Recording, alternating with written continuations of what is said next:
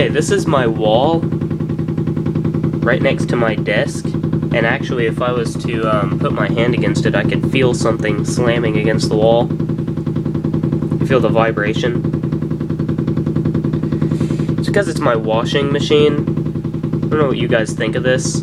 Every time it spins, it slams against the wall and the floor down there, and it just makes this noise every time. Is there something wrong here? I've never heard of a washing machine doing this. So yeah, just leave a comment, I guess, and just explain. What does your washer do? Does it do crap like this? This doesn't make any sense. So yeah, leave a comment, and I'll get back to you.